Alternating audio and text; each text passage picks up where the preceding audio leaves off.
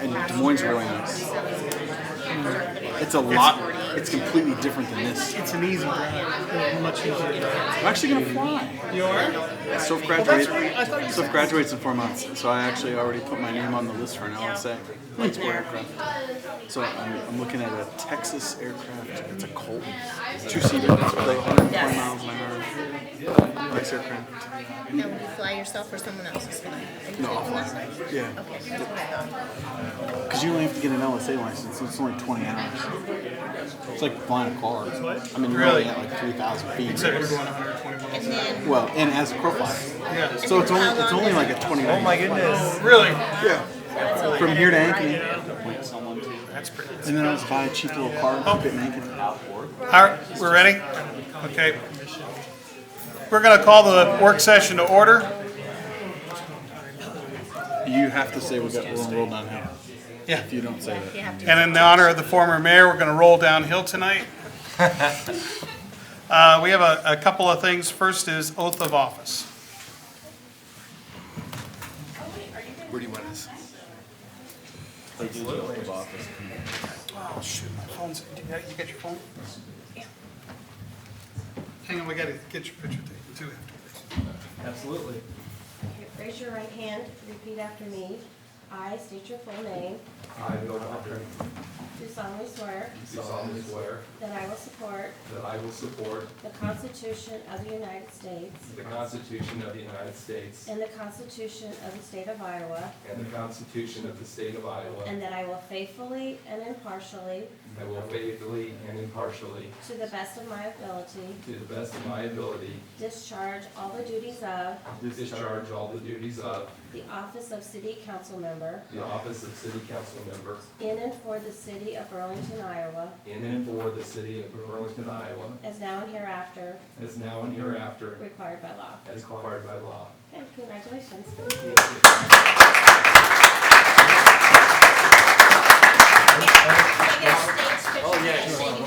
Shake hands, I'll get Got it? Oh, I usually look at them. Okay, now you can look at it. Thank you. Congratulations. Thanks, guys.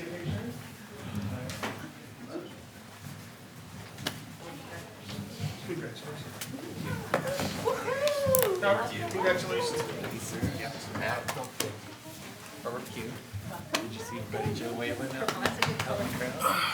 Oh, yeah. I saw him out there. What's up there? All right, well, congratulations to the new council members. Thank you.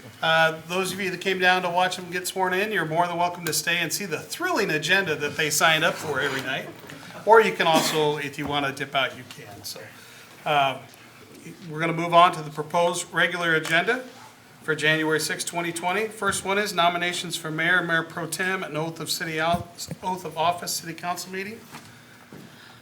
So when you get to this next week, you will have the chance to, from the group, nominate individuals to fill the position of mayor, and you can have that as many names brought forward as you so desire from amongst yourselves. Nominations, only one nomination per person, so if one person nominates someone, they can't nominate anyone else. That's about the only rule that I remember from it. It's out of the council procedures book, so if you haven't looked at it, please do. If it's not in here, because I don't remember it being in here, we'll see if we can get Kathleen to make sure she has it in the next one anyway. But after you get to a point where there are no more names brought forward for the position of mayor, there can be a vote decision or motion made to have nomination cease, and then vote on those whose names were put forward until you get to a majority of votes cast for one person. That process will keep on going. So if there were 3 candidates, for example, and no one got more than 2, you'd have to go through that process again. The same thing would happen with the position of mayor pro tem. So for next week, be thinking how you want to go through that nomination process. You'll have to work that out amongst yourselves when you get to next week, who's going to get put forward. So good luck with that. Yeah, should be fun. Anybody have any questions? All right, well, moving on. Motion for preliminary adoption of the second reading of the ordinance rezoning property located at 313 North Roosevelt Avenue, Zone C2, General Commercial, to also include R4 multifamily residential and planned unit development overlay zone as allowed by the zoning code of the city of Burlington, Iowa. This is the second reading on this. Again, looking to rezone the property containing the former Shopco building there along Roosevelt Avenue, including a PUD overlay. So essentially, the Shopco building and some land around it would be allowed as R4 multifamily.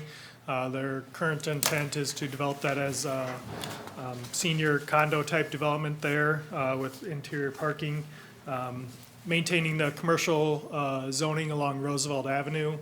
Whether that's subdivided down the road or how that is developed is yet to be seen, but it would be required to be commercial on this eastern portion, and then the back portion would be allowed as residential.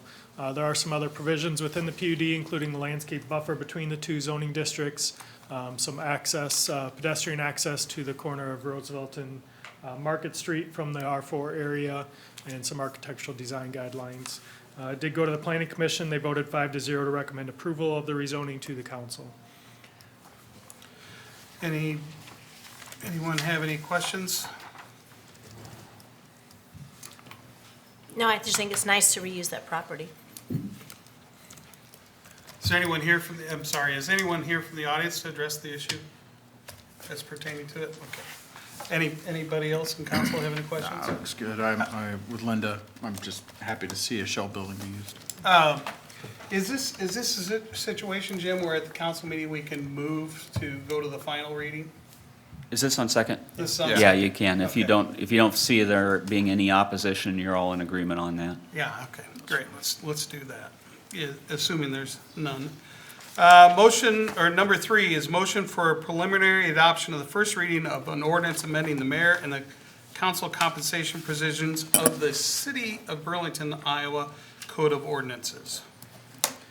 So based off of your discussion over the last few meetings, we brought forward an ordinance that tries to capture what you would said that you would like to see for changes to compensation for the positions of council member and mayor.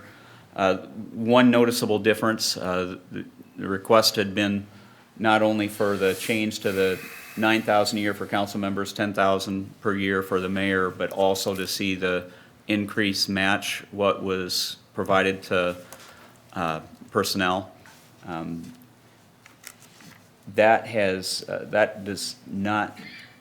That doesn't meet legal muster. Attorney General's opinion has been issued in the past that states that you can't do it. However, the language that you see in here where it's tied to the CPI, where you aren't in any manner having the ability to, the reason the Attorney General's opinion was there was essentially that you could provide a raise to the city employees. If you're getting the same raise, you're still voting to give yourself a raise. Right. And that's their point with why they said that wasn't allowed. But having an objective outside standard such as CPI is one that you can do. It's objective. It's not one that is seen as being something under your control.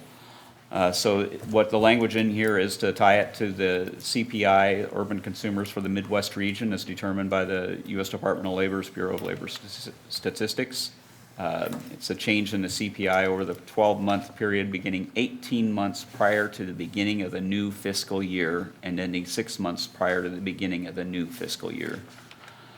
And then it caps that increase at 3%. And that's similar to language to some of the things that have been brought up at the state in regards to labor contracts for what might be seen in changes from year to year and in raises too. Okay. Questions? Do we have any idea when the last time it was raised? No. You're gonna go back a few decades. Yeah, didn't we ask about that? That was 15+ in the years. 80s, wasn't it? Last time it was It discussed? might have been. Okay. Everybody all right with those numbers? Bear in mind that this is for the next elected officials, it's not for us. So Well- essentially, the only people on this board that it would affect would be the three of us if we were reelected in the next election cycle, correct? All of you would see a change in compensation. At the next- Anyone who is in a seat, in a council member seat, would see a change in compensation January of 2022, Okay. Okay, so it's, after the next vote. okay, Okay. so 2 years from now then. All right, any further questions? Moving on. Resolution approving, number 4 is resolution approving final plat of Westbrook Meadows Third Edition subdivision. Mr. Tislin. This is for a 4-lot subdivision off of Deerfield Drive, which is adjacent to Gear Avenue. It's part of the Westbrook Meadows townhouse and condo development there, just to the north of West Avenue and east of Gear Avenue. They currently have the area almost fully developed. There's just the 2 lots on Gear at the entrance into Deerfield that were not developed. There's currently houses being constructed there. They generally don't plat those until the houses are in the ground to get the property line directly down the center of the houses. This is a 0 lot line development. So there's 2 new condos going in on the north and south side of Deerfield, and this just splits those lots in half following the center of the home that's being constructed there.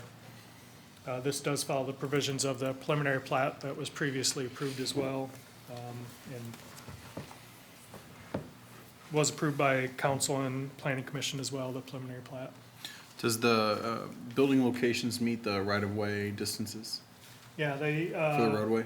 yep, there's a PUD in this area. I think it's 20 feet from the right-of-way on Deerfield Avenue, and then there's 25-foot rear yard setbacks. There are some easements in this area for stormwater, but they did submit site plans through the engineer to show that they did meet those requirements.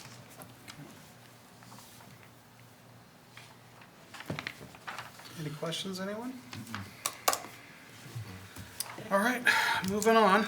Proposed consent agenda for January 6th.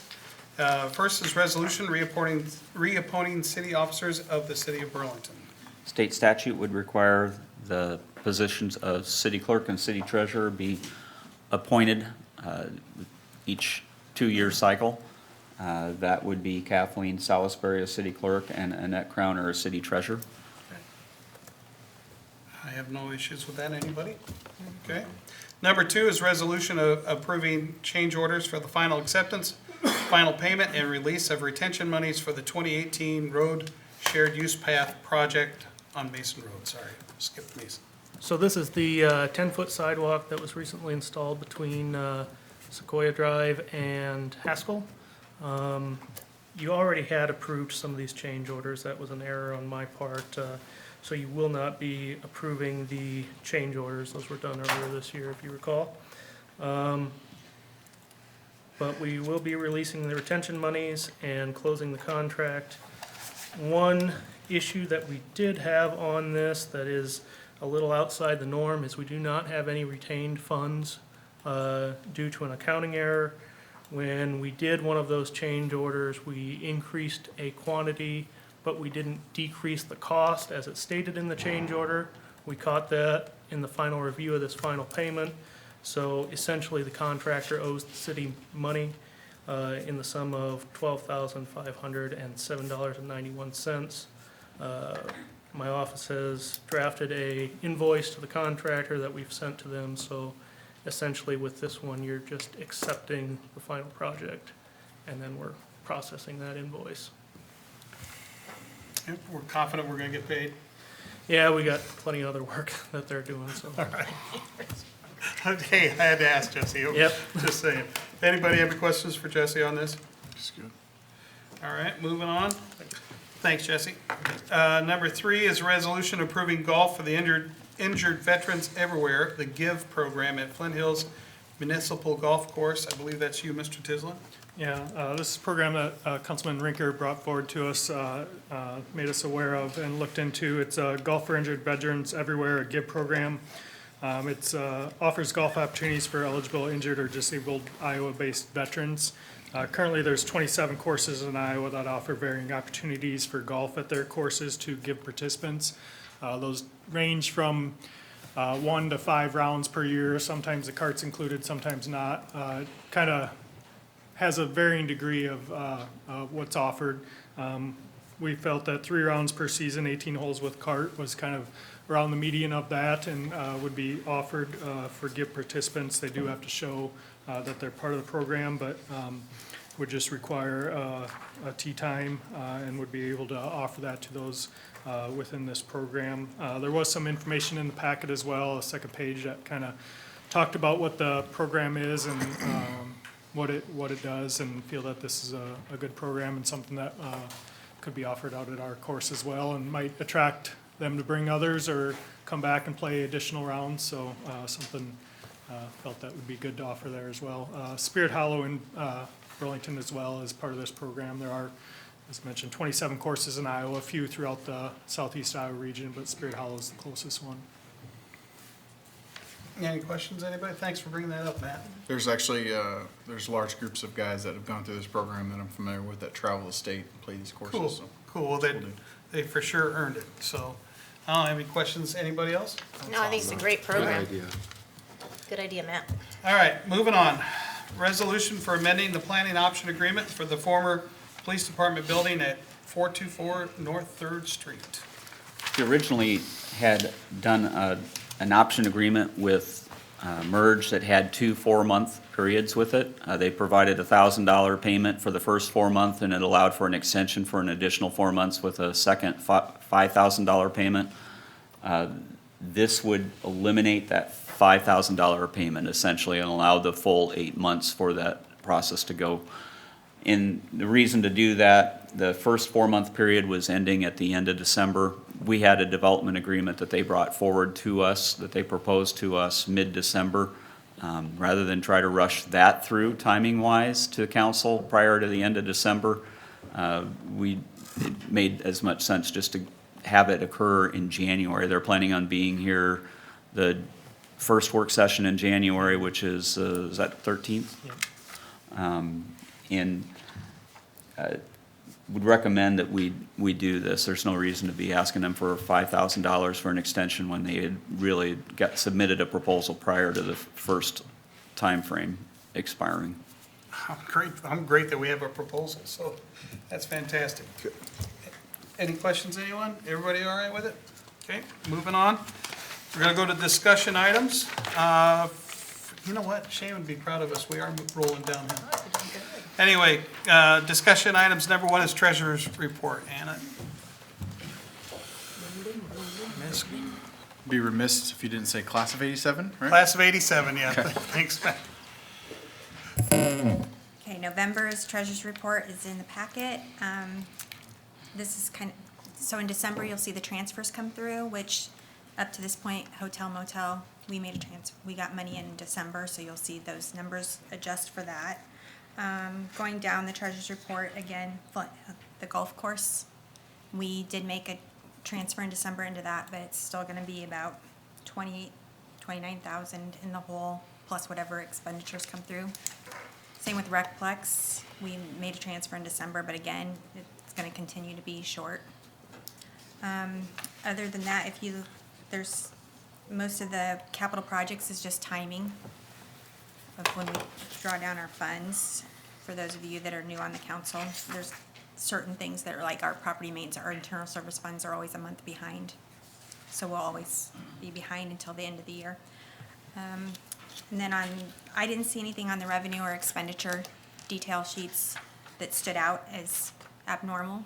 So if you guys have any questions. I had one, community development under building and neighborhood improvements has about a $500,000 balance. I don't remember it being that high years prior. Is that a transfer issue thing, or do we? Tama, That's, yeah. Oh, is that Well- where we're holding the funds for Tama? it's in if that's in capital, and I'm guessing Yeah, that's what you're. that was in 7314, that's its own fund. Okay. No, isn't this the one that has the money for the demo of the PD building? Yeah, we Okay. borrowed $500,000 for that. Okay. Yes. I was just curious why we had a $500,000 hanging out. Yes, that's why. So, thanks. The two funds that she did mention, I hate that I'm getting old and I can't see things anymore. Flint Hills Golf Course came into the year with $4,000. Last year, I think last year you probably started the year with 40,000 in there. That fund lost about 40,000 or 35 to 40,000 during the course of the year. We had budgeted for the current fiscal year for the golf course to run about a $15,000 deficit. We probably, a couple of months ago, I was anticipating that the year was going to look more like $55,000 deficit. So there's been a changing dynamic on what's going on at the golf course. We have, over the last, and I assume Eric will need to address this to some extent when he does his presentation, both with the golf course and the Recplex.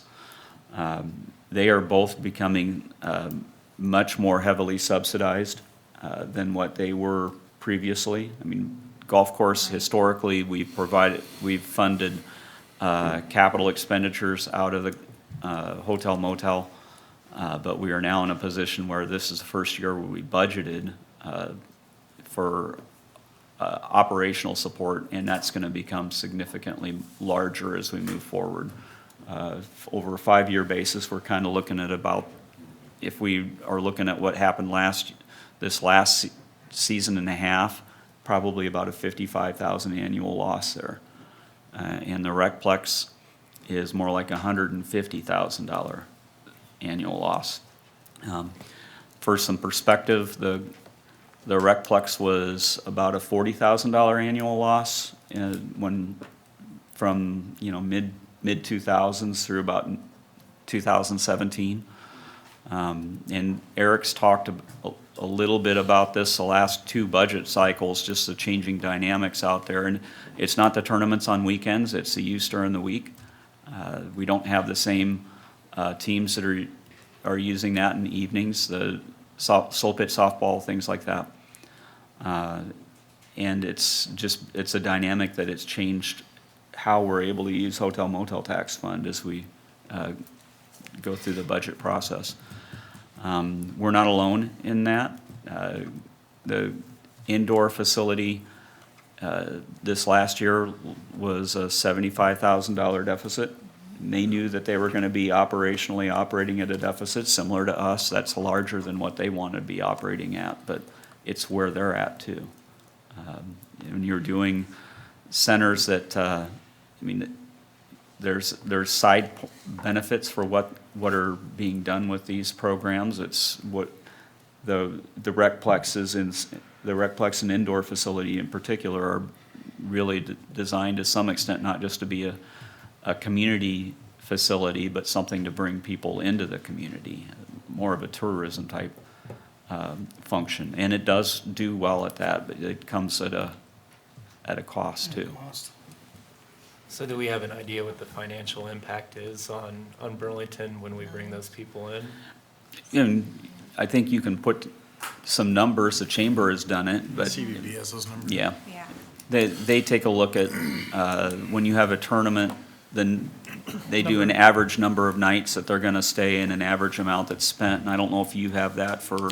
I usually present that based on how far away they are, how much the general spending is per team, if they're 50 miles or more away, and I usually present that I don't have it in front of me, but I present know it's in that the millions, Robert. But- So, yeah, so I bring that up in case people in the community are gonna naysay the Recplex or the golf course. The financial impact is on the positive, so even though we're operating at a loss, we are bringing dollars in the community, and so you're gonna have a net gain, just not where you're looking when you're looking at the Recplex, but for Burlington, it's a good thing. It is concerning though, so that's just what I wanted to address. Is there any plan to market the Recplex more for during the week? And how much is it down from where we wanted it? I think Eric, again, will, during his presentation, He'll he'll cover a lot of that. Those are good questions to be asking though. And that, I think that just thinking back on the material that you covered last year, Eric, that's the kind of questions that you were getting at, trying to answer.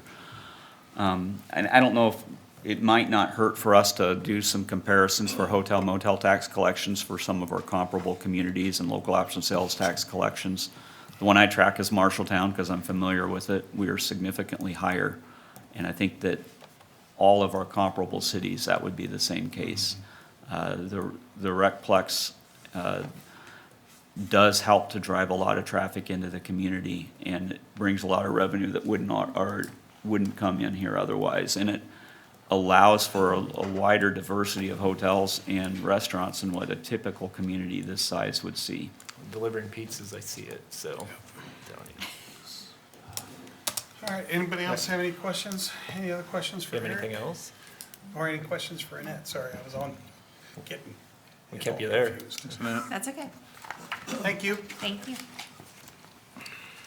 All right, next on the discussion item, city council appointments.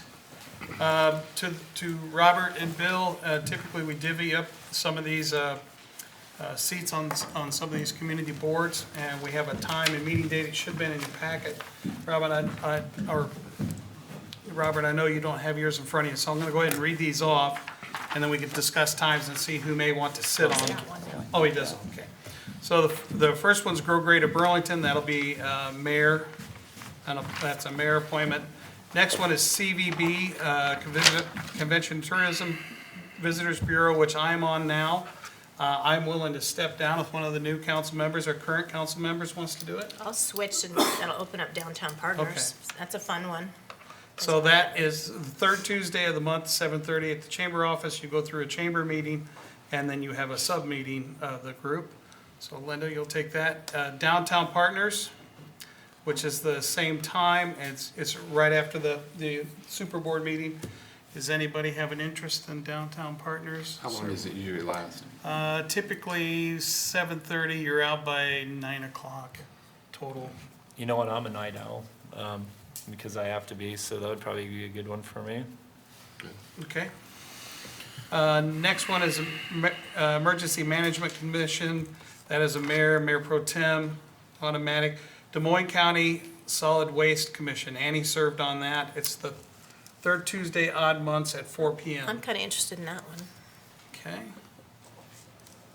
Anybody else interested?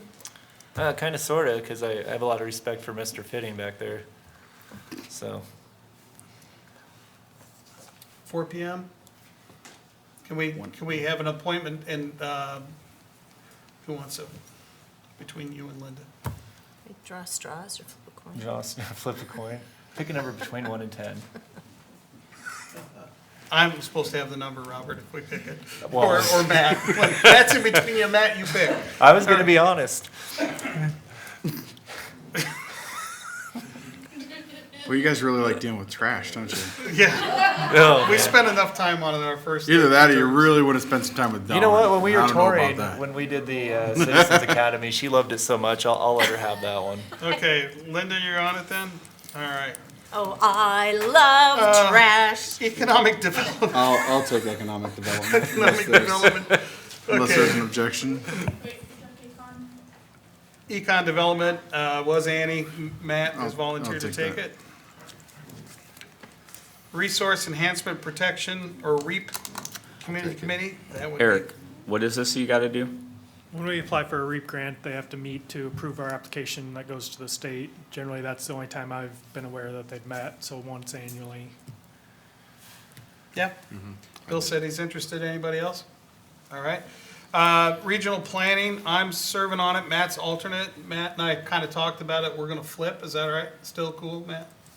Yeah. I'll be the alternate. You go, you go primo, okay. Renewable Energy Commission, which was, the mayor served on that. Fourth Tuesday, 8:30, City Council Chambers every month. Anybody interested in the Renewable Energy Commission? I kind of am, but it's that time slot, I don't know. Tuesdays. Tuesdays are bad. Somebody be an alternate if I couldn't make it? I could do that with you. Okay.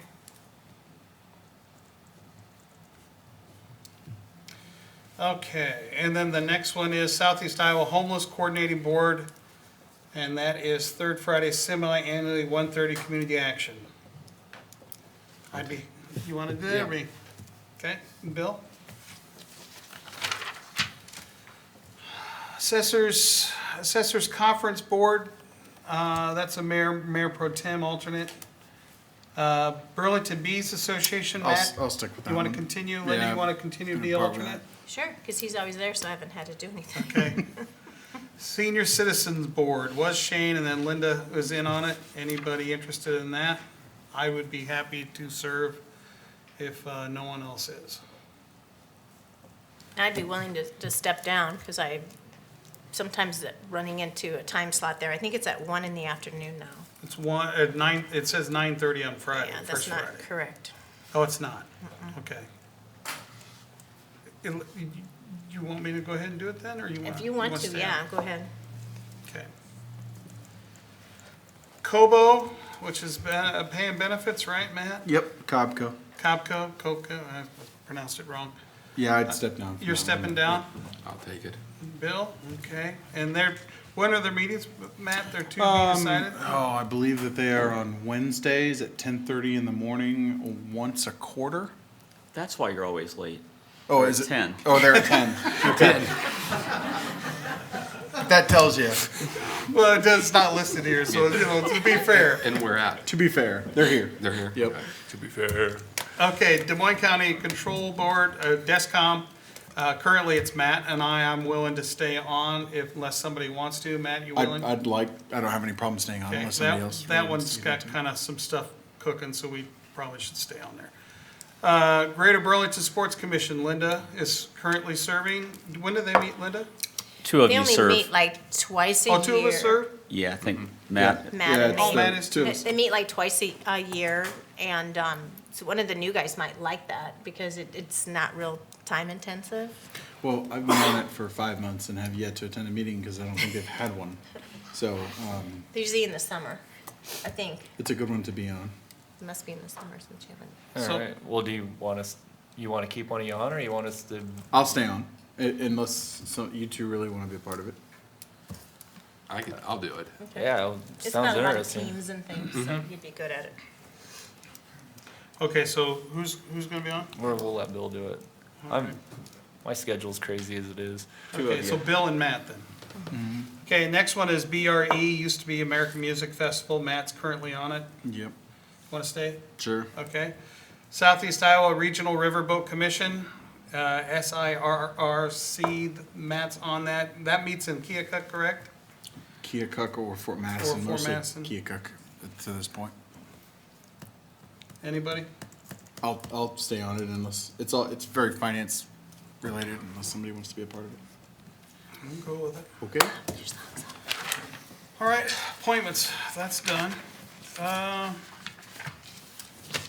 Next, presentation for Deer Management Zone by Greg Harris, Department of DNR. Are you here, Greg? Greg's here. Okay, I'm gonna have All a right. quick presentation prior to okay, that starting. all right, good. I got some handouts for the council, just kind of follow through on the quick PowerPoint that I have. Thank you, sir.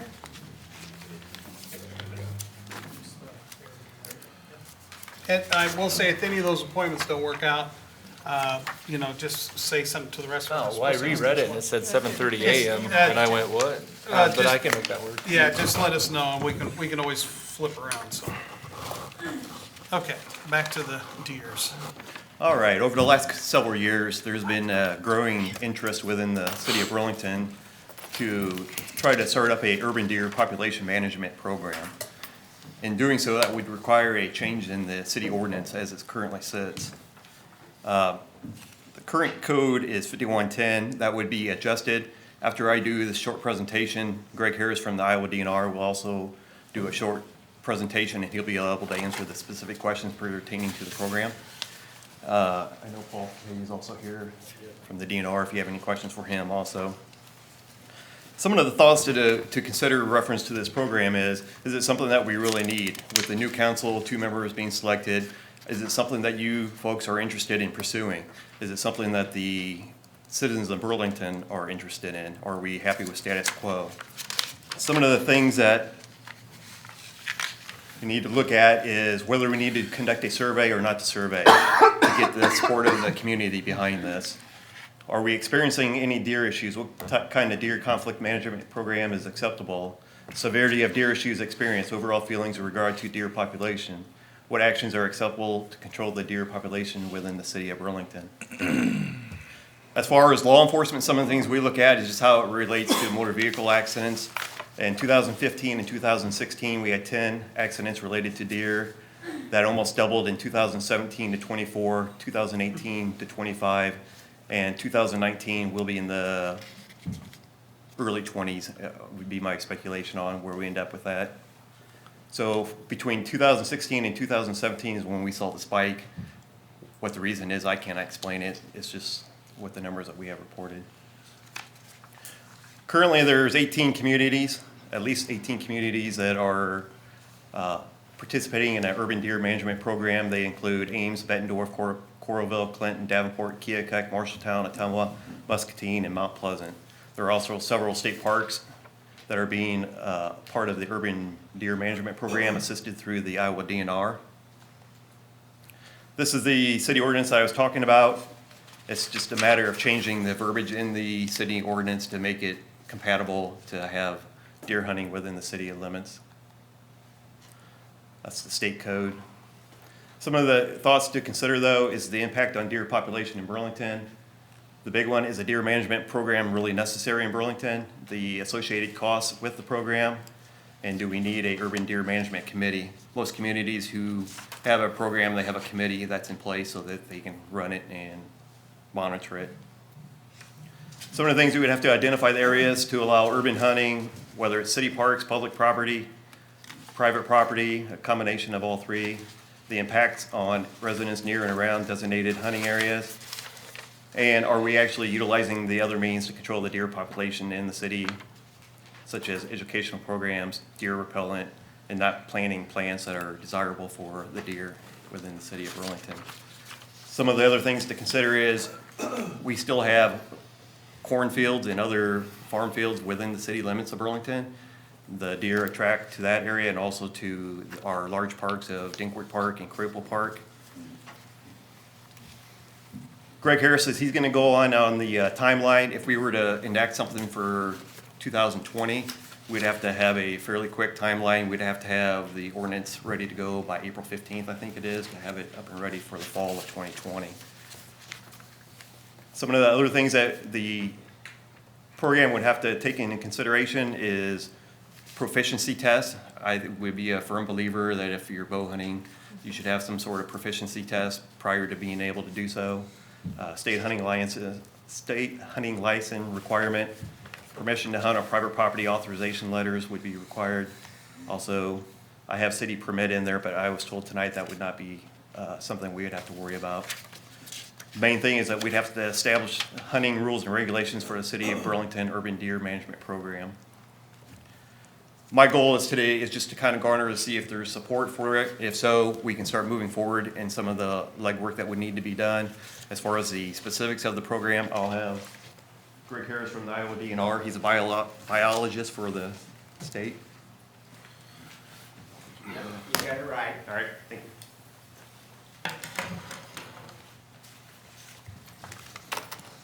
When I talked to the chief, I was asking how many there were, so I got you handouts. I find it's easier. That way, if you mull over questions later. In fact, I thought there was Thank you. when the chief got ahold of me, a greater need, you know, as far as deer vehicle accidents, and as far as complaints. I mean, that's what drives it.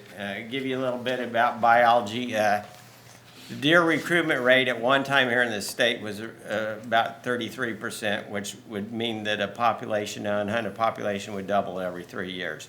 There's been some more research done where we were doing necropsies on pregnant does, and we found that fecundity rate has dropped, so we're about 25% recruitment rate. And recruitment rate is what the population will bring into it the following year, and it's around 25%. But that lets you know that if you have a given population and you don't have any harvest, that it's going to double in about every 4 years. Anyway, like Adam said, the first page I got, it's the consensus of the community. That usually is what drives it. complaints and deer vehicle accidents. You got the 3 months to make somewhat of a decision. Then that's when you, in April is when you would let me know if you decide on a deer management hunt. Then you'll submit a letter in May to the bureau chief. He'll forward that on to the Natural Resource Commission. And I put together the hunt as far as the number of licenses. I usually start off this talk is by telling people the DNR does nothing to preclude any hunting, fishing, or trapping in any cities. It's the city ordinances that do that. So usually that's what leads to the problems. What I've got on the second page, it's our administrative rules. This has to do with a deer management zone hunt. And as far as what Adam brought up, as far as the city permits, there's not actually city permits, but if it's a deer management zone hunt, it does have its own licenses. Those are the only valid licenses in the city at that time. So any other statewide license, any county antlerless license, any landowner licenses, those are all illegal within the zone. I have that highlighted in red, and then like I said, Chapter 5 is administrative rules. If you go to this the Chapter 461Cs, that's actually the limited liability law, but we had some legislators. If you go to the second page, they put this urban deer control, and that's when I was trying to set up a hunt in Bettendorf. They were wanting to hunt at Scott County Community College. Lawyers got involved, and that's how we have this urban deer rule now in state code rather than administrative rules. So anyway, that also applies to it. Basically, there's other cities such as Marion. They don't go in a deer management zone hunt. They hunt on their own. Unfortunately, I didn't look to see how many licenses are available in Des Moines County, and that's the big thing. 800 ARMS licenses a year. I mean, well, right now, though, Paul, they're sold out. So that's another advantage of having a deer management zone. You have your own set of licenses that are separate from the county antlerless licenses. How is that number determined? As far as the amount of license you'd have in the city. In the management program. I usually, on a new hunt, on a city like this, I'd probably throw 200 in there. Okay. My idea is not to ever let my deer management zone hunts sell out. I mean, I have a number, because there's enough limitations in the city hunting on just locations they can hunt, the number of deer. It's all pretty well self-regulating. But I don't want it to be down to the end where, okay, we don't have licenses, we got other places we can kill deer. Sure. Anyway, on the next page, this is municipal ordinance examples, and it somewhat mirrors what Adam put up there. And you can see the easy fixes that Corville had and the city Dubuque had, and those applied to deer management zone hunts. When I set up the Clinton City hunt, I met with the city manager, and he really liked this. He says that this is a lot better than reinventing the wheel. I also have the city of Marion in here because they hunt on their own, and there's enough licenses in Lynn County. They somewhat benefit from the county licenses. Plus, we have a perimeter zone, the Cedar Rapids perimeter zone, where there's additional licenses, so they have an ample pool to draw from. On the next page, it's the letter that Todd Bishop would send out to you. I mean, if you guys express interest, I'll contact him. He'll send a letter, and then you'll need to reply if it would be a deer management zone hunt. The next set of pages, it's the city of Dubuque, and granted, this is dated. You can see that's an 06 on there, but that gives you an idea how long Dubuque has been successfully hunting, and it was long They were established before I got here in the state in 2002, so. Another one is Coralville.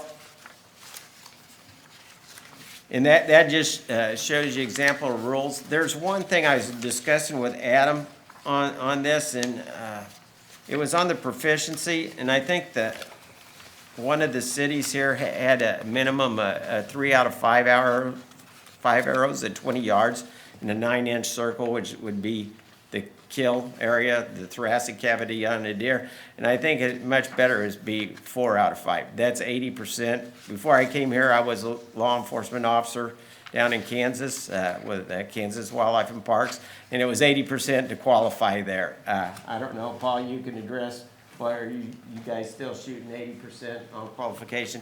So I think that's a good standard to hold them to 80% rather than 60%. So that'd be the only thing I'd say on, and I don't know which city it is. And then on the very last page, I have the LC issued incentive license format. And that's the carrot that drives these bow hunts. It's any deer license.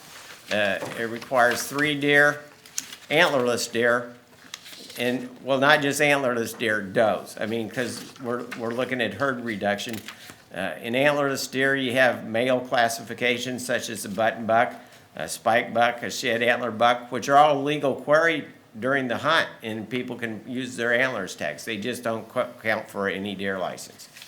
And those would be issued the following year. That's why you need to have a check station, a physical check if you decide. Usually I recommend fire departments because they're staffed 24 hours a day. Usually the firemen have downtime. They may say others, but a lot of my firemen are sportsmen too, so anyway. So I try to run through this pretty quick. I've given a lot of these presentations, so I know it well, but I'm open for questions if you have any questions on this. So I've got one. So is there like a standard or kind of a figure they use as far as population versus accidents to decide if we even have a problem? Usually when I'm called in, I mean, it is based on constituent complaints. I mean, it's either browse or deer vehicle accidents. Yeah. That's what drives it. And I assumed when I talked with the chief, that was, you know, you guys were getting pressure. You were having constituents call you up and saying, hey, we got to do something about the deer. You know, and this is one of the counties I cover. I haven't had any complaints myself come from the citizens. I have had complaints on the golf course with deer damaging greens, in fact, digging them up. I've actually had a person in the program, the depredation program, right on the south edge of town. In fact, you go the other side of his yard, and it was city limits at that time. So, I got a few questions. So, Okay. so I am a deer hunter, so I've had the opportunity to sit in a stand and see what a deer does after it's shot with a bow. Is that a concern? I've seen a deer get shot with a bow, and then they act. They can sometimes be violent. They can sometimes run and drop within 20 yards, or sometimes they can run 300 yards, and you're tracking them for 3 days. Is that a concern for? I'm a hunter myself and a bow hunter, and usually what I found is, you know, if I put that arrow in the thoracic cavity, you know, I can go 1,001, 1,002, 1,003, and it's down. But it depends on the deer's reactions. I mean, some of them blow out running. I've had them feeding on acorns, throw their head up, you know, look around, and then go back to feeding, and then after the 3 seconds, they fall over. Yeah, they can end up on somebody else's property. The rules that apply to all our hunting, you know, if there's a blood trail, they'd be allowed to track that. You know, if you got anti-hunters, it's not going to matter if there's a blood trail or not. You know, people are going to be upset over that. Is that where that 80% proficiency comes into play?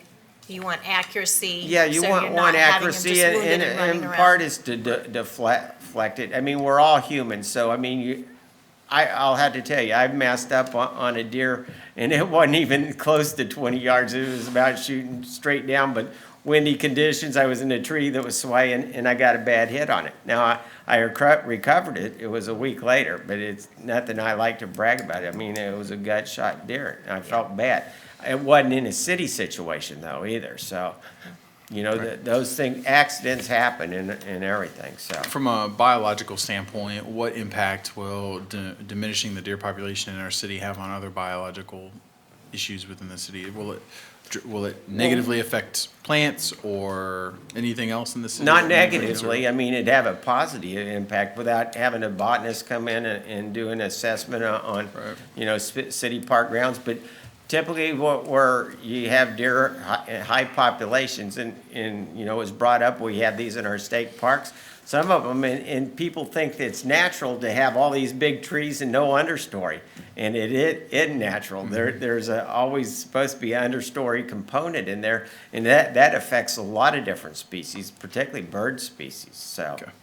Just, Go ahead. just on, from where I live, I would not support this at all. And I'm not anti-hunter, I'm a hunter too. But I have horses, and I have a fenced-in area. I'm not gonna want somebody traipsing into my land.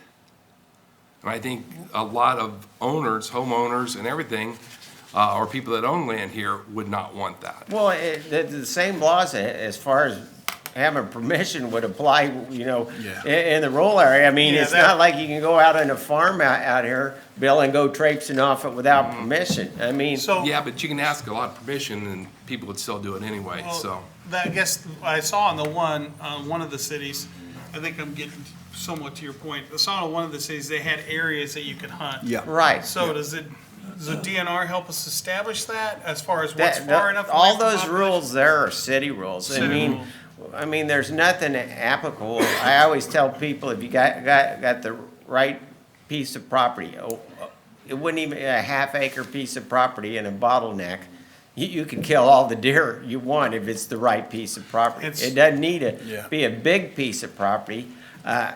My boss, Dale Garner, has a buddy, and, you know, they've been bow hunting back east for a long time, and he's got a friend that when he climbs up in the tree stand, when the guy that he's hunting on wakes up in the morning, he comes out on his deck and hands a cup of coffee to his buddy in the tree stand there. So, I mean, that's city rules. There's nothing as far as distance, but you'll see that in there. Some of them have minimum amount of acreage, but in all cases, Bill, you know, permission's required, so. So if there was a hunter that was on property without permission, is that a DNR issue or a local law enforcement? It could be either, Either? Any law enforcement. yeah. So any, It's trespassing. Anytime I track a Just deer, trying I to always clarify. always knock on the door and talk to the person who owns it. And I've never met somebody that, if we think there's a deer down on their ground, that says they don't want me to get it off their ground, because A, they don't want to attract the stuff that comes with a deer Yeah. sitting there, and B, they don't normally want to get it cleaned up. But I would be in favor of this. I think there's a couple things. One, I look at each one of these traffic accidents, and just working in insurance, I know the average accident for a deer collision is about $5,000. Just this year alone, we've had $100,000 in comprehensive claims for automobiles. I've had the ability or opportunity to talk to some of the people that work in parks, and we talk about the thousands of dollars of damage that the deer do to the plants that we plant in the parks. I've talked to homeowners that can't plant or keep landscaping due to the destruction that the deer do. You don't have to go far to find that. I think it just needs to be regulated. So you create a zone, you create a number of tags. I don't know if I'd want to have an unlimited number of tags, but you create a number of tags.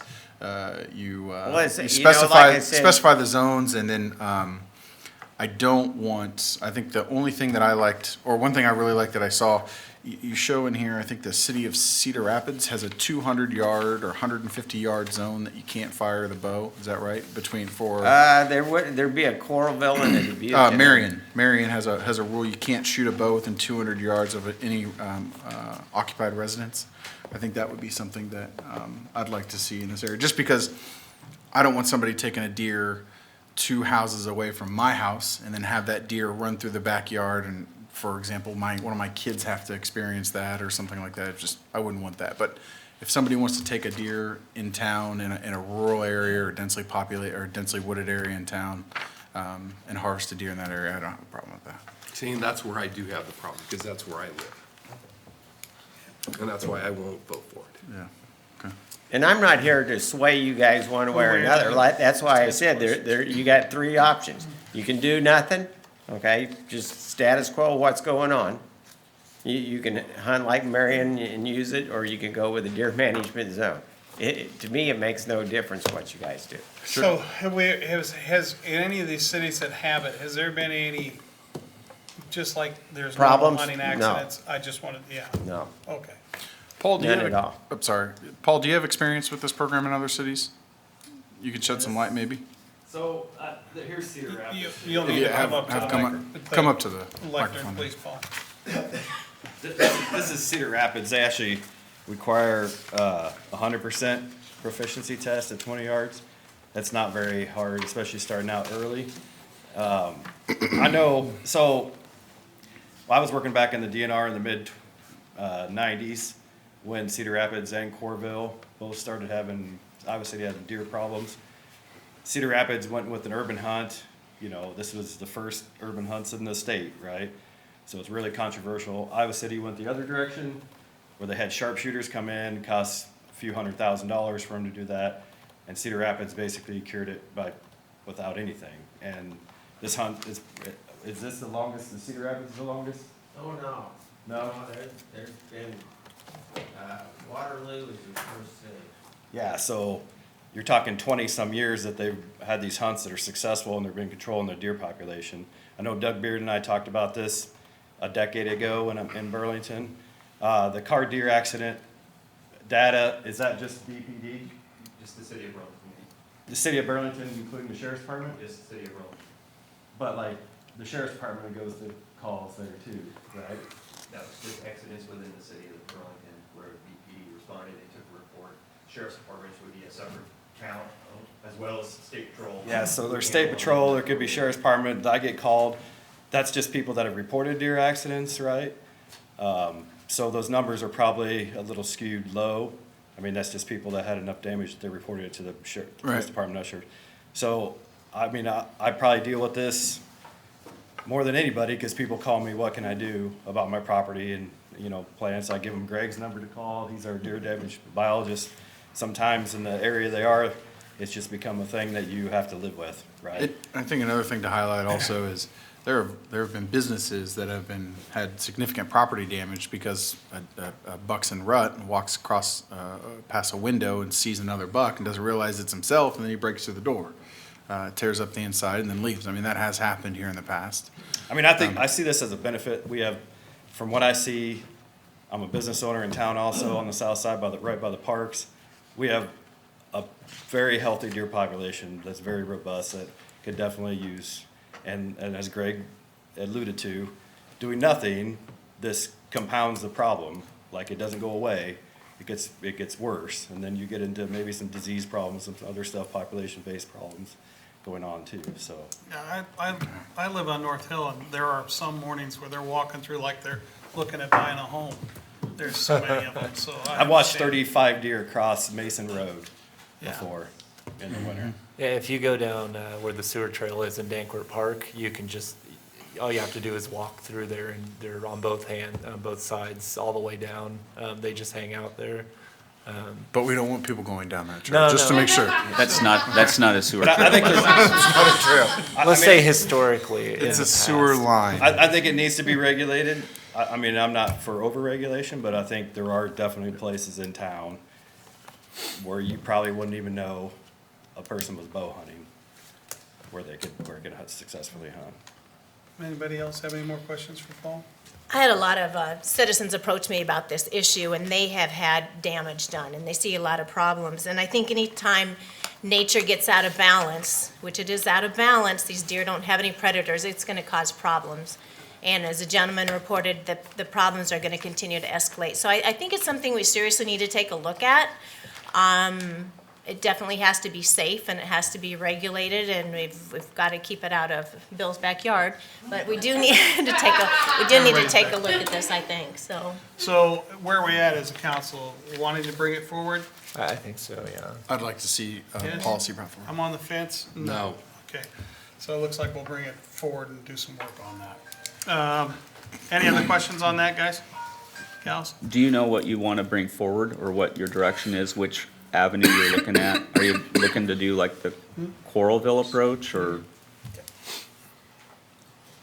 Like I stated at the beginning, we were just trying to garner to see where the council was and where the community was on this.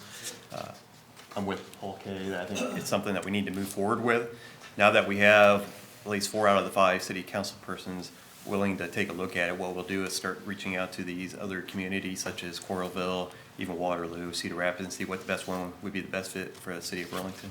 Okay, thank you. I had one more quick Linda question. had a question for you. For the proficiency test, is that something that they take, like a hunter safety course at Southeastern Community College, or how do they get that? I'm aiming for that 100% proficiency, because my dad was a bow hunter. I don't want any wounded deer running around. How do they get that proficiency test? I think it'll be up to the city on what regulations that we set forth and what the percentage is. And what the procedure is? Have Paul put on What a, they usually do, they'll set certain dates, you go meet, yep, gotta come up to your mic. they'll set certain dates that you go meet somebody, and you'll qualify at that time, or not qualify. So you meet with them. Some cities require not only, of course, to hunt, you have to have hunter certification, but it require a bow hunter certification class, which is not required to bow hunt in Iowa, but they also require that also. So that would be something else they would have to go through. It just depends how far you want. It's up to the city, the rules and Yeah. regulations, and that's, I think it's gonna be the time consuming part, is to weed through all the ones that we want and the ones that'll be effective for what we're trying to accomplish. Just to clarify, that this can only happen, it's not like this is gonna happen 365 days a year. This can only happen during bow season as stated by Iowa DNR, right? I mean, this isn't gonna be As outside of it. deer management, well, Yes and no. So the deer management zone, typically bow season starts October 1st, okay? And then Right. it runs up to the first shotgun season. It shuts down for that time frame. After the second shotgun, technically it's over, but it's late muzzleloader or bows are utilized if the guy still has a bow license. In our deer management zones, I have a lot of flexibility. And typically, my urban hunts start mid-September. The city itself becomes a de facto bow hunting only zone.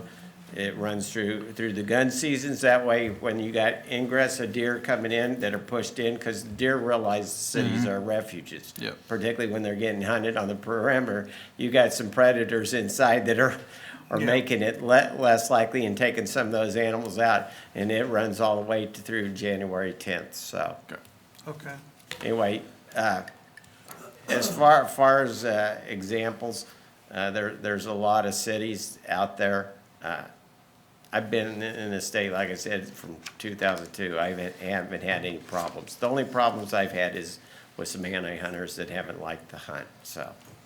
I have one further concern. I could see the public running with this and thinking there's going to be bow hunting in their backyard. Now, you talked about specific corridors. This would only be in as we set this up as an ordinance, if we set this up, specific areas that would be allowed for the hunting.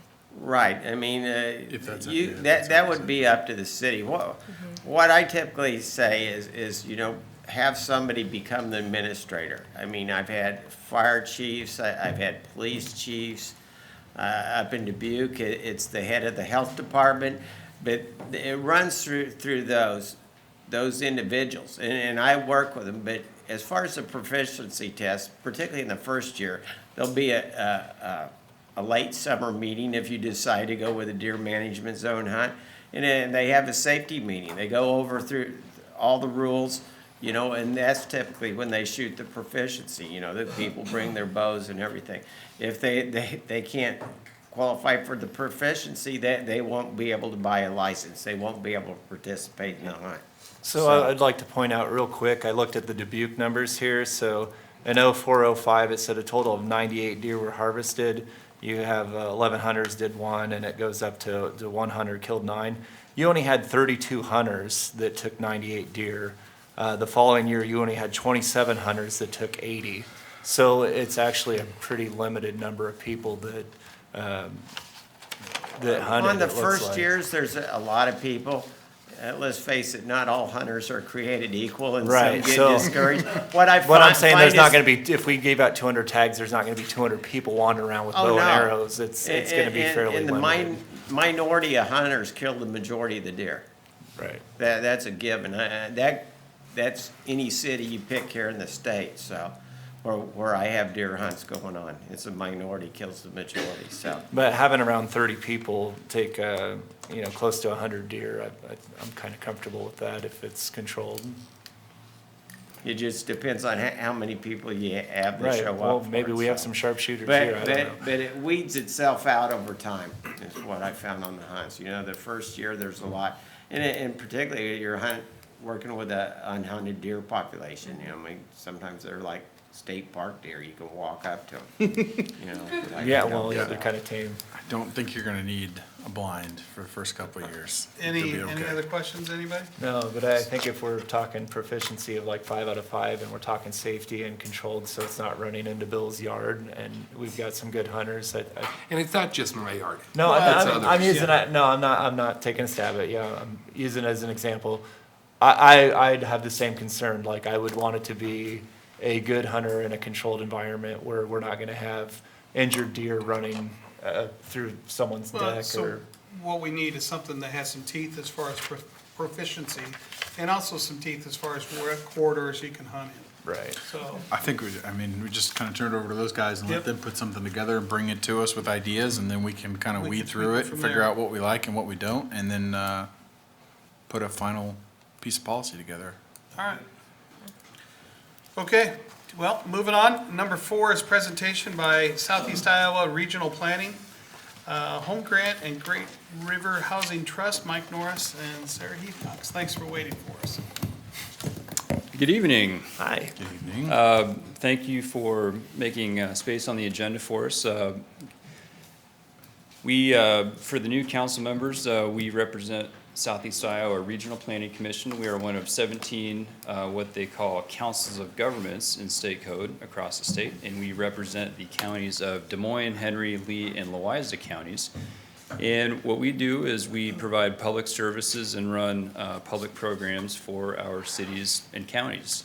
Some of the examples of the programs we run are public transit service through C-Bus. We run the Great River Housing Trust Fund, which is a 501c3 nonprofit. That's one of 26 housing trust funds in the state. We represent Regional Planning Affiliation 16 with the Iowa DOT, and we help provide transportation planning services by programming federal funds for Southeast Iowa, in addition to helping our cities and counties access transportation-related grants, some of which in the past year we've seen come to fruition through engineering assistance and also signal assistance in replacing and helping re-signalize some of our corridors. We also do a number of grant writing activities and grants administration, special plans and studies. We help out with the administration on Burlington Urban Service, and we could probably stand for 20 minutes and tick off all the things, but that's just to give you a general idea. But tonight we're here to talk about housing. And we have a lot of, I think, results to show the council over the past few years with what we've done, helping the city stabilize neighborhoods and also improve our homes and help homeowners improve their properties. And we're going to show you those results and then talk about a new opportunity to bring in a new grant for the next year. And with me is Sarah Heathcox. Sarah is our Housing Programs Grant Administrator and master of all the acronyms we're about to see. So thank you for your time tonight. So we were talking to Eric about applying for another housing grant, and he thought maybe it'd be a good time to talk to the council, the new council members, about the different housing programs that we work with and that we've provided for the city. So we have, the recent programs we have worked with are, the 2 federal programs is the home down payment assistance rehab grants, and then the Community Development Block Grant, CDBG, that you're probably familiar with, and we've used that for owner-occupied grants in the past. The two state programs that we've worked with recently are the Federal Home Loan Bank and then the Great River Housing Trust Fund. So for the home funds, we have applied for two different grants that the city has received. We assisted 19 homeowners to buy their first home. Total assistance giving out to those 19 homeowners was $669,280. So in addition to the down payment, they all received some type of rehab. Some received more rehab than others. A lot of, we would do smoke detectors, hardwired in the homes, major rehab items, maybe a new bathroom, new windows, roofs, stuff like that. And then these funds come from the Iowa Finance Authority. So the CDBG funds, we've assisted the city of Burlington with some of the owner-occupied grants. This is where the city finds a targeted neighborhood and just homeowners in that targeted neighborhood receive assistance. The last one we did was over in the Osborne area where we assisted 10 homeowners in that area. These homeowners can receive the $24,999 for assistance. So for those 10 homes, total construction was around $270,000. The CDBG funds are from the Iowa Economic Development Authority. There are some changes to housing. We will find out those changes in the middle part of February. We're not really sure of how they are going to have the housing programs. I think there's going to be a variety of housing, and then you will get to decide which program you want to apply for. May just be a roofing grant, upper story, stuff like that. And then these new grants will be due spring 2020. So the state programs that we've worked with is the Federal Home Loan Bank. We have applied for 2 of those in the past years. 14 Burlington homeowners had received rehab to their homes. These are typically, we do smaller awards, around $10,000 per project. We see a lot of roofs, window siding, new furnaces, plumbing, electrical updates. We are planning to apply for another round with the Federal Home Loan Bank. Those are due in May. This time we are going to ask for more funds. A lot of the projects we see need more work than that $10,000, so we're going to ask for around $20,000 per house. That way you can do maybe the roof and the siding instead of just one or the other. Our Great River Housing Trust Fund, we've had that since 2011. These funds are through the Iowa Finance Authority. So we apply every year to IFA for this. The city of, sure you remember us coming in years past asking for a local match from the city of Burlington. We have to have 25% local match each year to apply for these grants. And this is kind of a breakdown of what we've applied for in the past years.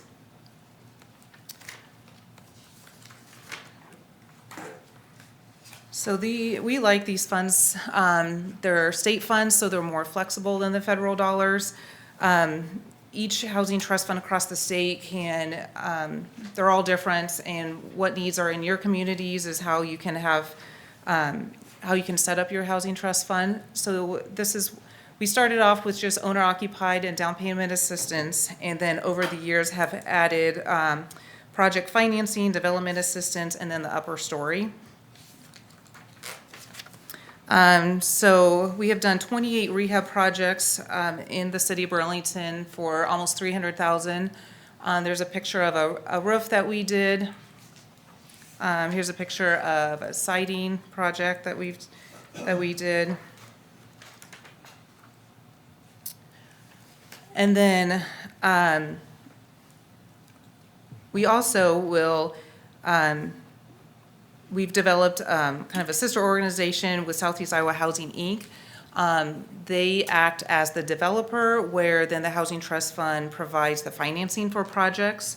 So one of the first projects we did in Burlington, we acquired a house from a city over on 9th Street, and there's a before picture of the house. And then we hired a contractor to rehab the house, and then it was sold to an income-qualified family. They do have to remain in the house for 5 years for the affordability period, so they can't flip the house.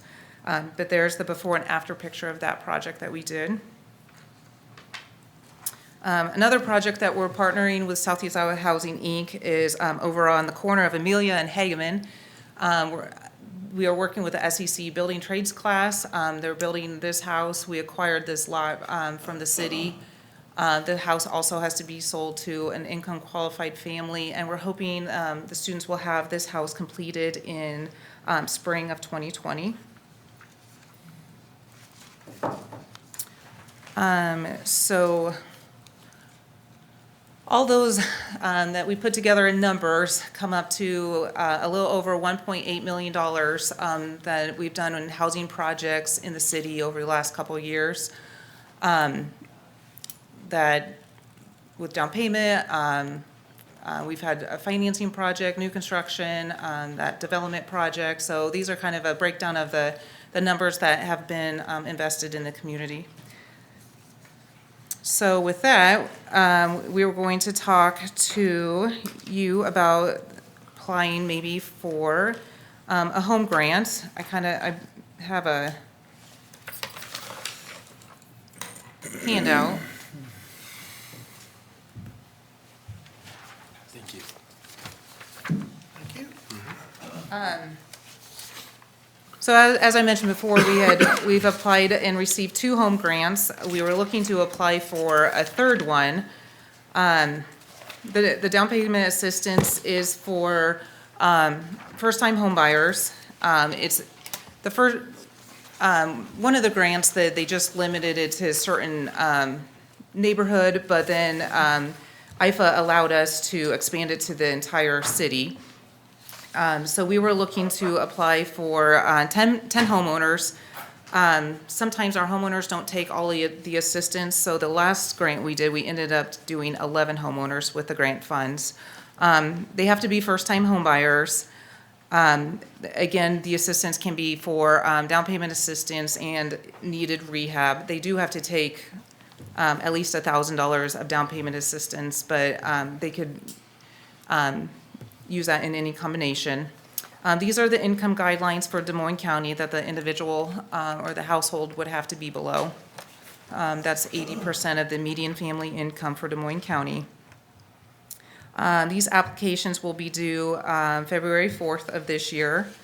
The last grant, Burlington committed $2,000 per house for the 10,000 homes. So we were looking to see if council would be interested in doing that same local match for this grant. We would need a letter of support from the city and a resolution at some council meeting in January. And then that would be in addition to what they've committed for our Housing Trust Fund. So the budget for this grant, just if we did the 10 homes, we would ask IFA for $375,000. City of Burlington would contribute $20,000. We were going to ask Great River Housing to match $55,000. So then our local match would be around 20% of what we're asking for from IFA. So do you have the maps?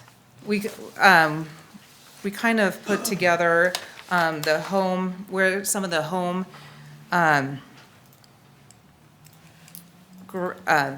recipients have received assistance in the city. So there's a map of, those are the home funds. So you can see kind of where there's some kind of concentrated over by Harrison, South Street.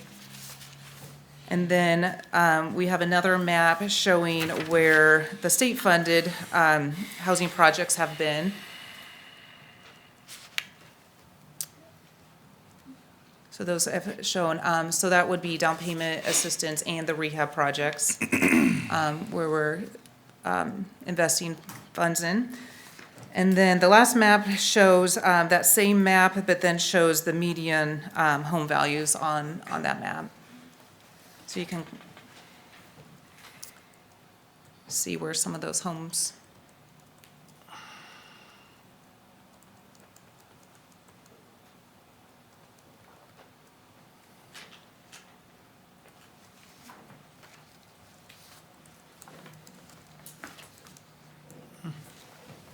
So you have questions about housing programs that we have available that looking to apply for this next year? Questions about the home grant? Where does our local match money come from, Chip? Typically? We included 10,000 for the other grant in the budget this year. This 20,000 is not one that we have identified funds for. If you wanted to do this, we would have the ability, I think, to cover the 20,000 out of the general fund this year. I wouldn't say that next year, but this year I'd say that we have that ability to. You're saying to we do have that. 10,000 budgeted at this point for this? For the other, For the Housing Trust Fund? yes. Okay. I mean, otherwise, we've covered that in the past out of our rehab housing fund, which right now is sitting in a deficit. It's not going to be helpful to add to that deficit, but the general fund does have the ability to cover it this year if you're to This do it. year, and then we would have to look at. Just as additional information, I think the bulk of the local match would be needed in the next fiscal year. So We would 21, probably 22. prefer to, if we were doing it and you were awarded funds, to front load into the fund. Since this is a federal program, there's, IFA is gonna take their time after we apply, and then after award, then there's an environmental, All right, so we'll probably period. look to do a transfer from one fund to to another to set it aside for it. So there's gonna be a timing delay by the time we find out to the time we actually, would need funds. I have a quick question. Of the people who have been awarded these grants in the past, what percentage, if any, have gone through foreclosure after receiving these grants? None of them. None of them. That's good. That's Nope. good. Very good. Okay. I had a question, Mike and Sarah. Is there any percentages anywhere that show what repairs are exterior that we can visibly see in the homes versus interior, like a bathroom or a kitchen? So we typically don't do interior stuff with the Housing Trust Fund. That's more exterior stuff. The only thing in interior you would see was more like they needed a new furnace or maybe electrical upgrades. The interior stuff would be more with those home funds. And we try to do more rehab than like remodeling. And then, but with the home funds, they allow for some of that if they needed a new bathroom, if they needed to, Yeah, and I know both are important. I'm just We more can- interested in putting Burlington's best face forward when visitors come. Linda, when we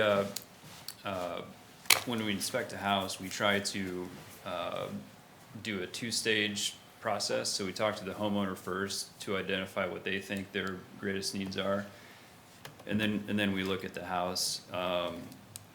We have, I'm a certified testing technician for lead for the state, and so is another person in our office. So we look for lead hazards, and we have to with the federal programs.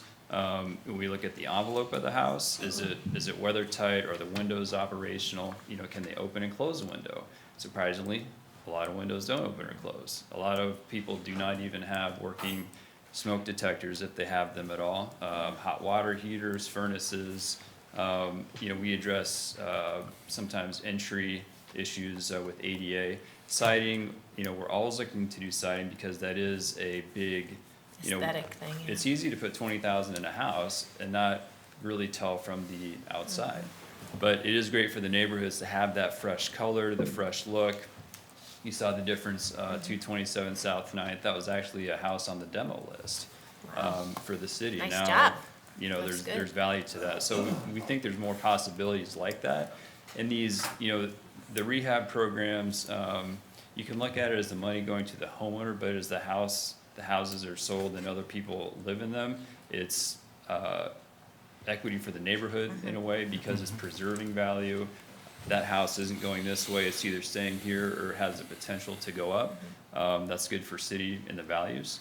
And hopefully, the things that we're trying to do in the neighborhood, like with the SEC construction program and coming to you with the grant opportunities, is that, you know, there's more confidence in the neighborhoods, that people have confidence that they can live there.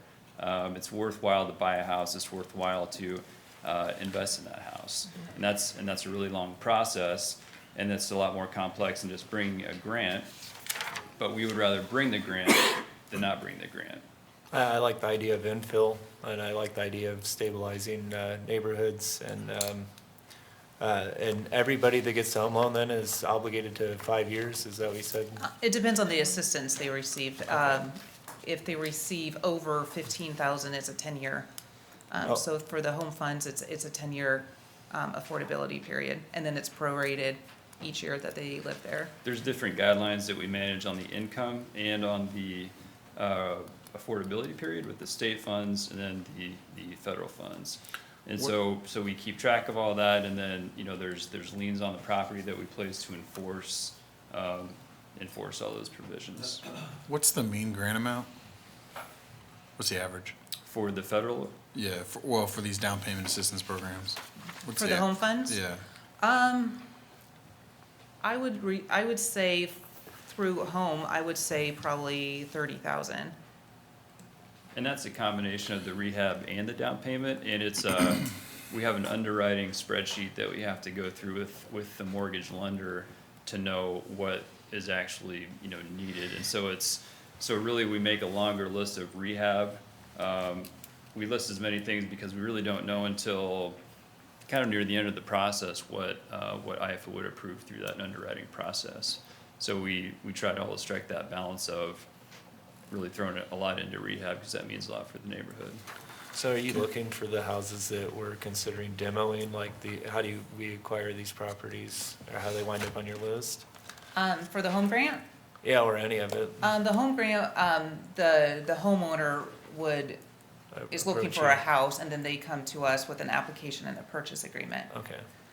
The one that we did on 9th Street, we worked with Eric on that property, and then we did a rehab on that project. Okay. So do I know the folks that used to live there? So Do you? On 9th Street? Do I? I don't know. Oh, okay. So let's say I'm a new home buyer. I'm out. I'm looking in the market. I go out and I find a home that's reasonably priced in a neighborhood that's ideal for this type of grant. I get a contract put together to purchase the home. I bring it to you. You help me inspect the property and determine how much money is going to be necessary in order to make the home, I don't want to say livable, but more livable, or just more in a better state, I guess, rehabbed.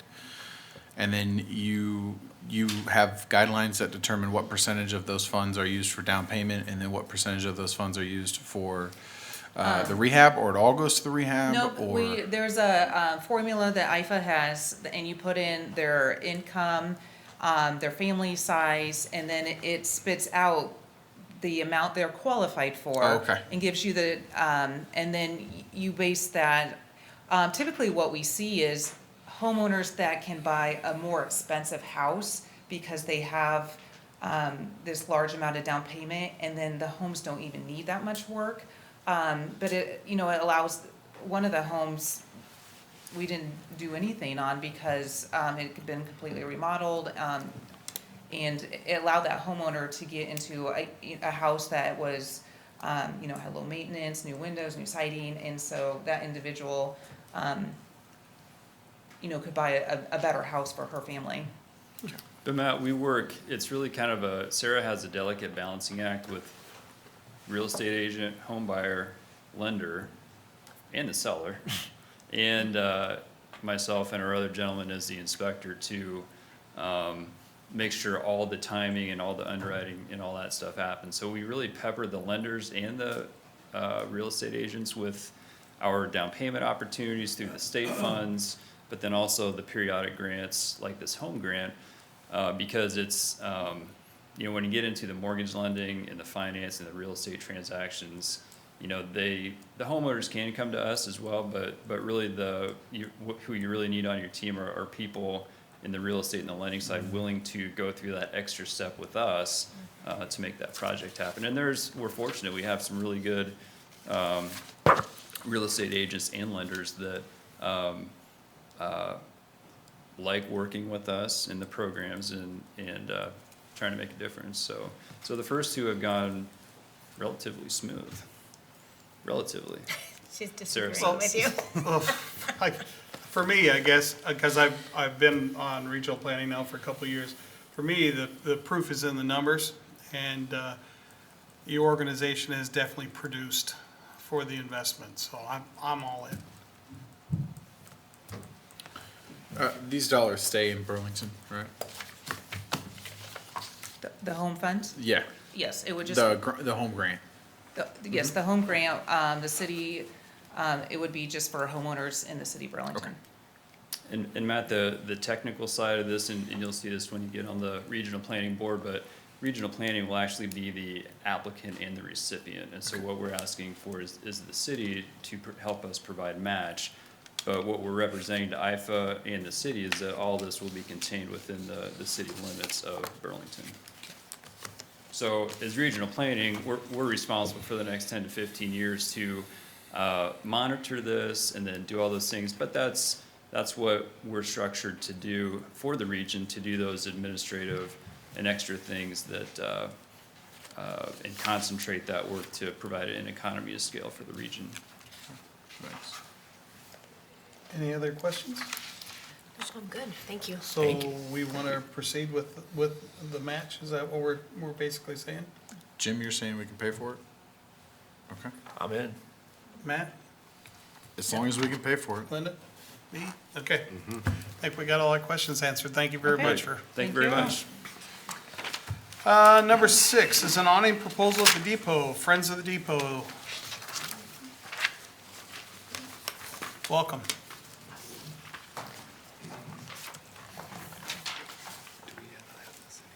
I didn't see it.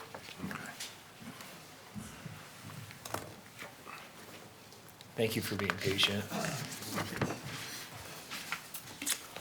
Hi, I'm Sharon Fangman, Secretary Treasurer to Friends of the Depot. And I'm not here to ask for money, I'm trying to give money. Friends have raised over $200,000 in the time that we've been a group for renovation of the depot, and we love the building. We were in the process of raising $42,000 to resurface the floors and the black marble walls in the great room. But when we learned that it was going to become a senior center at our last meeting, we decided to change course and take the money that we already have on hand and fund the biggest project that would make the biggest difference, and that's where we went with the awnings. It's had awnings since 1944. The only ones left are the ones on the west side, which are in shreds. And went to Jerry Sherwood, told him how much money we had, and he came up with the figure, and we were short, but he did an in-kind donation of $470. This is something that people that never go in the depot will be able to see from the street. It will make a big difference. And on track side, since Amtrak's going to do the canopies, the people getting on and off Amtrak will have a much more pleasant view too than they've had in the past. So we're just asking approval to go ahead and write the check to Jerry Sherwood, and then he would contact the city when it would be installation time. I don't suppose Mr. Sherwood probably has any drawings, I guess. Is there? I wasn't looking. It's hard to see. The dark green here is the awning. Oh, that's where we're, Yeah, okay. I can pass this around if you want to look closer, but it's not showing up. I wasn't sure what they looked like, that's what I was wondering. This still needs to get an approval, Eric? Oh, I This is see, yeah. a local historic property, so any change of appearance goes through the Historic Preservation Commission for a certificate of appropriateness. It's just a process that they would have to go through. Staff would recommend approval of that, but they won't hold their meeting till January 14th. Okay. Sharon, was green the original color, that hunter green? Or was it kind of a stripey thing? It's had more than one set of awnings. Okay, over there. The okay. last ones that we could find pictures on, they put in maybe in the 60s, but they only lasted so long, and then they would replace them. And then the last time, they just kept taking them down as they were falling apart. Yeah, I know. And the only ones left now are on the west side, so we're having to buy new brackets for the rest of it. How much do they cost each? Well, seems there's 25 and 8. 33. And divided into that. And that's not fair either, because the 20 on the front side already have brackets, and we're just replacing the cloth on them. But So- we'll have to buy new brackets So my, for the ones that they destroyed or thrown away. I guess if, my question would be is if a windstorm comes by next April and tears 3 of them off the building, who's replacing them, us or you guys? Well, you covered under your insurance, I'm sure. Okay, Wind damage. so we would be taking care of that. Okay.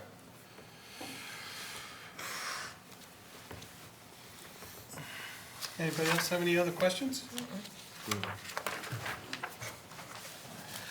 All right, well, so what do we need to do here, Jim? Just, we need a resolution approving it? Would you like that, Eric, or doesn't? matter. I mean, from our Just need a perspective, nod. we wanted to make sure that you understood, we're not spending city funds on it. We This want is to make all- sure that you're generally okay and understand what they're looking to do and are all right with them moving forward with this. Sounds great, thank you. I appreciate it. Yeah. It'll be pretty. Good. Okay, thank you. Thanks, Sharon. You guys have done wonders down there, so thank you very much for your efforts. All right, last but not least on the discussion items is appointments. Looks like we have 4 that are up for reappointment. One is Construction Board of Appeals. It's a recommendation by staff to reappoint Tim Brown. Historic Preservation Commission is a recommendation to reappoint Steve Freevert. Renewable Energy Committee is recommended to reappoint Jerry Parks. And Waterworks Board of Trustees recommended to reappoint Robert Masden. Does anybody have any question on those? Are we within the gender compliance on these? Katie typically takes care of that in Okay. terms of making sure that we wait the appropriate time frame Okay. if we're not in Okay. compliance. All right, anybody have any issues with those appointments? No? All right. And that takes care of the discussion items. Are there any future discussion items the council would like to bring forward? No? Well, I thank you very much for your patience, and thanks for coming to witness the 2 new council members doing their good deeds and good works. And everybody have a good night. Thank you. You have